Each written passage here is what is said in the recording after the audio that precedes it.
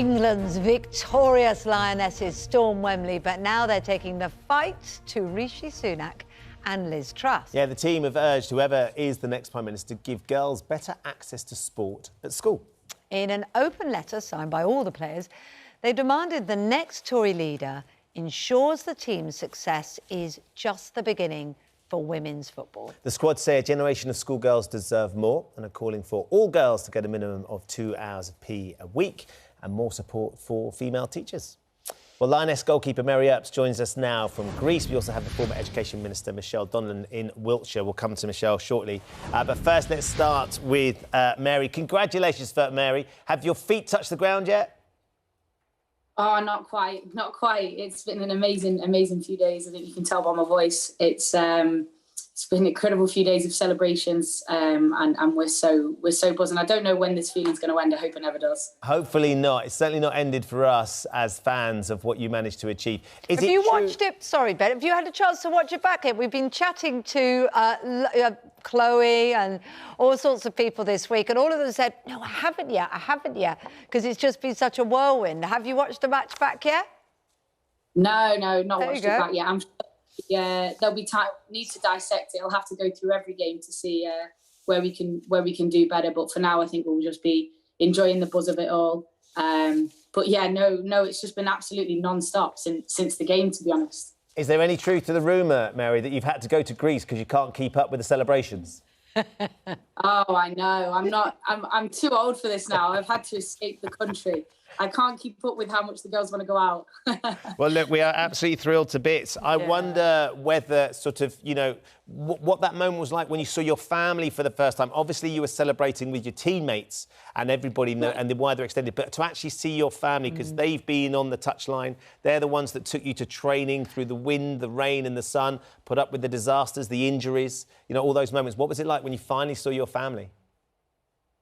Yeah, I think everything was just so overwhelming. We had a bit of a family and friends night directly after the game. They came back to the hotel, and that was really special because the immediate celebrations were quite then intimate with our closest people.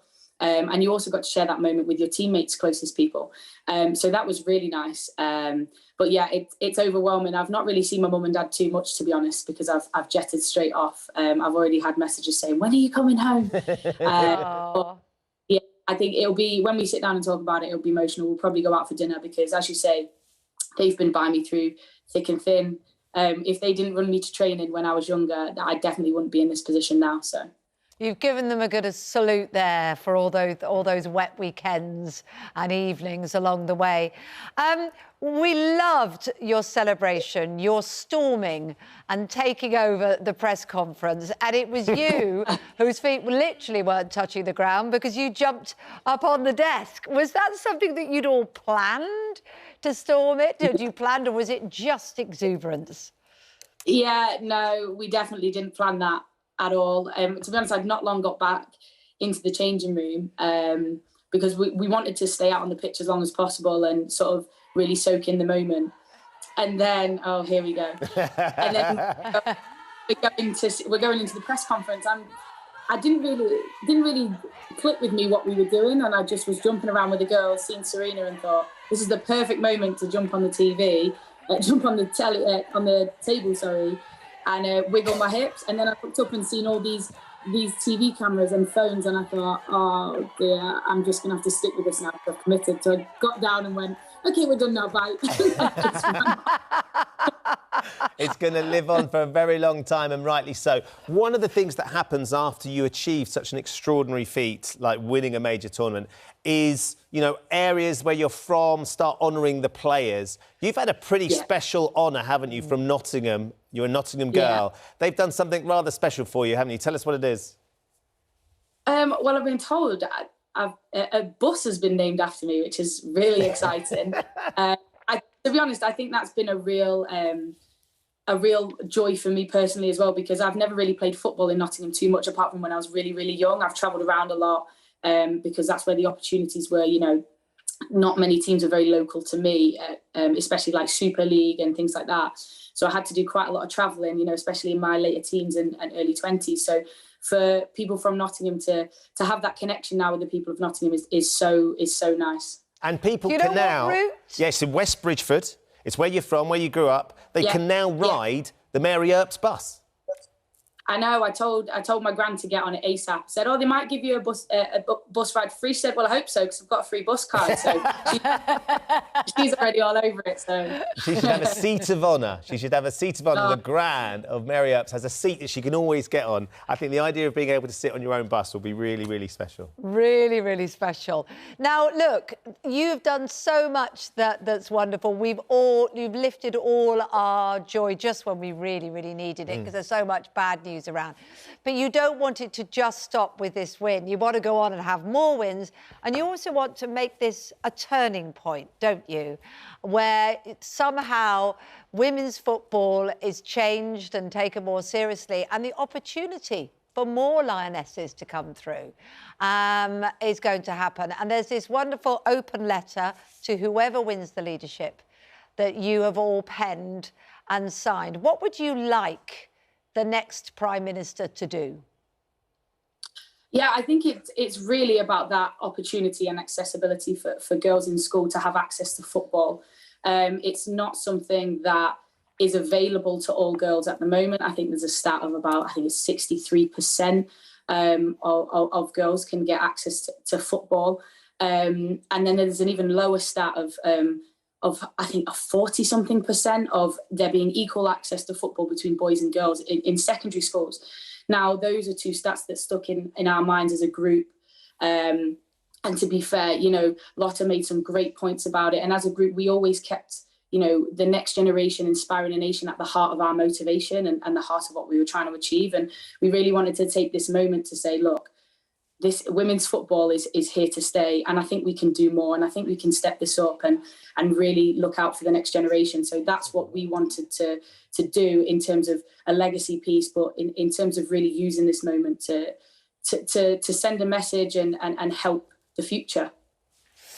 Well, Michelle Donelan MP is listening into that. We often ask MPs, if you were Education Minister for a day, what would you do to help the situation? And of course, you were Education Minister for a day during that extraordinary 24, 48 hours of resignations and changes. If you could go back to that and have another day of it, what do you think the best thing to do to answer the Lionesses' call, either Education Minister or, of course, Media for Sport? Well, I absolutely do think we need to address this. It's absolutely bonkers that more than a quarter are not getting access, young girls in our schools, to try out football. And they're relying on clubs like Melksham Town Football Club that I'm at now, that have an excellent programme for young girls. But they should be able to access it in schools. There should be that equal opportunity. And I'm backing Liz Truss to be the next Prime Minister, who's been very forthright on this subject. She's come out straight away in response to the letter and said, completely right, this is crazy. We should be enabling equal access for young girls. And we should be also ensuring that they're getting 2 hours of PE a week. And we want to also look at this in the spending review. So I think she's got the right policies, because this is so important that we don't let what happened in terms of that incredible win on Sunday and that inspiring victory be the end of this story. We want all those young girls that have seen that on the TV to go forward and Rishi have those Sunak opportunities has made commitments as well, and they've both, whoever wins, they've both said you'll come to Downing Street and you'll talk about it more. How have you made your decision? You say you're backing Liz Truss, because there's been a lot of big statements from both sides. There's been a lot of sort of willingness of how things can happen, and where facts and numbers have been put in, they've then had to be changed. And in fact, U-turns, complete U-turns have had to be made by Liz Truss as well. Are you all now deciding on gut, or are you thinking, looking at the polls and thinking Liz Truss is most likely to win, so I might as well back a winner?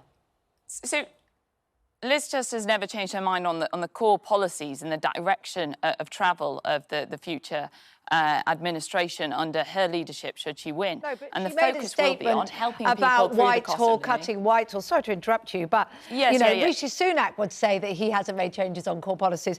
You know, the detail of what she's announced, the precious detail of specifics, which are the things to grab onto, she has had to change. Well, if you let me finish, so what I was saying is the core point of what she is promising is that she will help people through the cost of living by reducing taxes. You can't tax people through a cost of living crisis. You also can't grow the economy by increasing taxes. We've got the highest tax burden in 70 years. She wants to knock the economic orthodoxy on the head. She wants to break down those barriers, just like in football, challenge the status quo and make sure that we are progressing as a country, that we're offering opportunities, that we're prioritising education, something close to my own heart, having worked with her in Cabinet for nearly a year. I was an education minister attending Cabinet for that long. And I want to ensure that the next administration prioritises education and skills. Liz Truss has said that she'll be the education prime minister. But at the heart of what she wants to do is put people first and ensure that they get through this cost of living crisis, that she creates opportunities, and that slogans that we hear like Aspiration Nation are actually made a reality.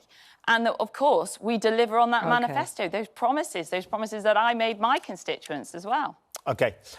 Just before we let you go, Mary, I want to come back to you quickly because, of course, you made team of the tournament along with a few of your other teammates. Obviously very proud to have made that team. Were you surprised that there were more Germans in the team than English players? Obviously, if I could pick team of the tournament, I'd pick all of my teammates because I think they're fantastic. So, girls, you're welcome. No, only messing. I think it was such a high-level tournament that I don't think anybody would be disappointed to not be in the team. It was not necessarily something I expected. I've not even spoken to a couple of the girls have messaged me about it, but I've not even spoke to Kira, Leah or Beth about it because the tournament was so high level. Yeah. The talent on show was exceptional. So I honestly think you could have picked so many players to go in that team. And really that's such a testament to where the game is. And I think for the first time, people are... That's been such a fantastic message that people have been watching football for the football, women's football, and they're talking about it as not just isolating it as women's football. And that's what we've always wanted, the respect and to say, look, we do actually have a lot of talent and there's a lot going for the product of women's football. And I think that's what you saw this summer. So, no, I think... Yeah, there could have been a lot of players in there, to be honest. Well, we are thrilled for you. Testament to that as well is that your match against the Americans, the world number ones, the world champions, of course, in October, crashed the website and sold out at Wembley, 87,000, in under 24 hours. So that is testament to everything that you've achieved, which is just magical. Thank you so much, Mary, to you and to the entire team. The Queen of Stops. We like that. It's awesome. Enjoy the rest of your holiday. And also, Helen Donelan, thanks for joining us this morning as well.